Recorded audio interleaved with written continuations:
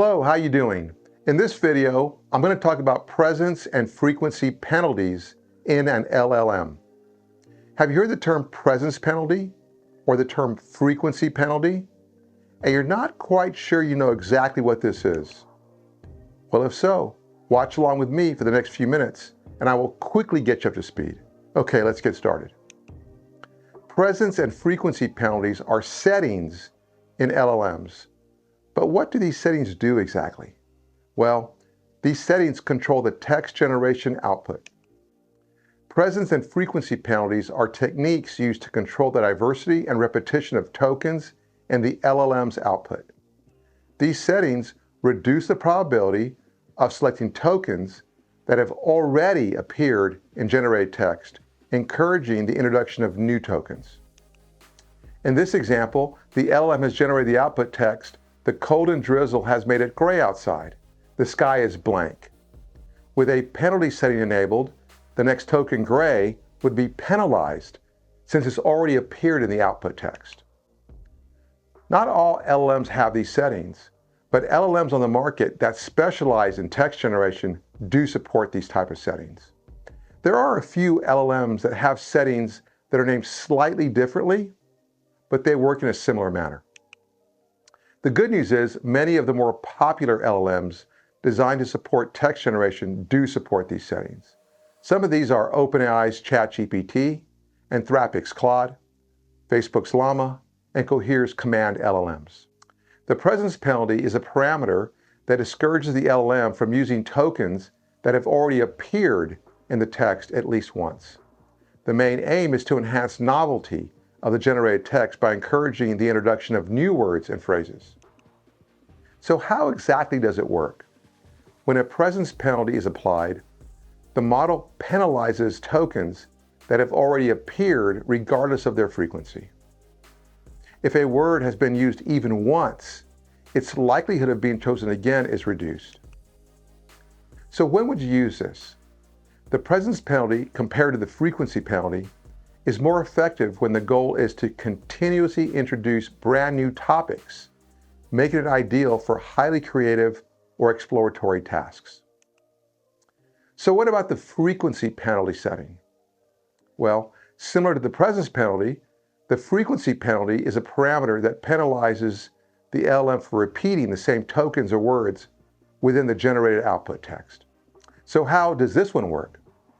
When a frequency penalty is applied, the likelihood of a token being chosen decreases based on how often it has already appeared in the generated text.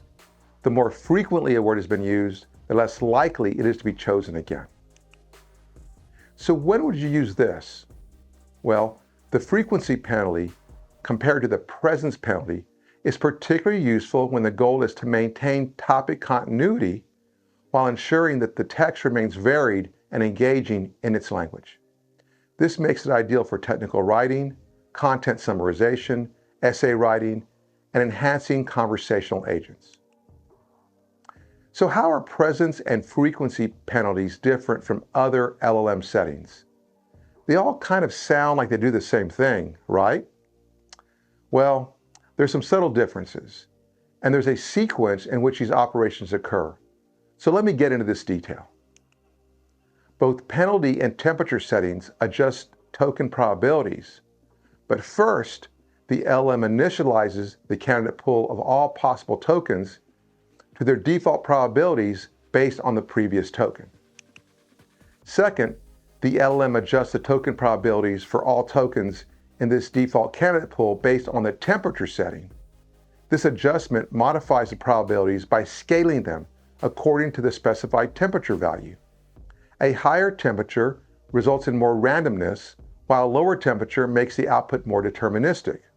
Next, from the temperature scale default candidate pool of possible next tokens, top P and top K limit which tokens go into the candidate pool. Both top P and top K effectively filter the pool of candidate tokens. Top P does this by considering tokens whose cumulative probability is within the threshold value P. Top K does this by limiting the candidate pool to the top K tokens with the highest probabilities. Essentially, top P and top K both determine what goes into the final candidate pool. Lastly, using the presence and frequency penalty settings, the LLM directly modifies the probabilities of tokens in the final candidate pool based on their prior appearances in the output text. Okay, so now you should have a good conceptual understanding of LLM penalty settings, along with how these settings compare to temperature, top P, and top K. Additionally, you should understand how your LLM uses all these settings to control how it generates the text response. Okay, thanks for watching. This video, along with all my other videos in the AI ML Concepts playlist, are listed in the YouTube description. I invite you to watch other videos on my channel. If you like the way I'm sharing this content, please consider subscribing. When you subscribe, this really helps my channel grow. Quick request for your feedback. I'm planning on moving to more code and development examples in upcoming videos. And I want to find out from you which development tools you use. Are you using Jupyter Notebooks? Are you cloud developers? Are you using AWS Cloud or Microsoft Azure or Google GCP? Let me know in the comments. Your feedback will help me as I start including more LLM system development videos. One last thing. We all love technology and we're all excited about all the innovation with the cloud and machine learning AI, but don't forget to carve out some time to live in the real world. Go outside, go swimming, go hiking, go climbing, go surfing, get out and move your body. And if you do, tell me in the comments. I want to hear about it. And with that, have a great day. Thank you.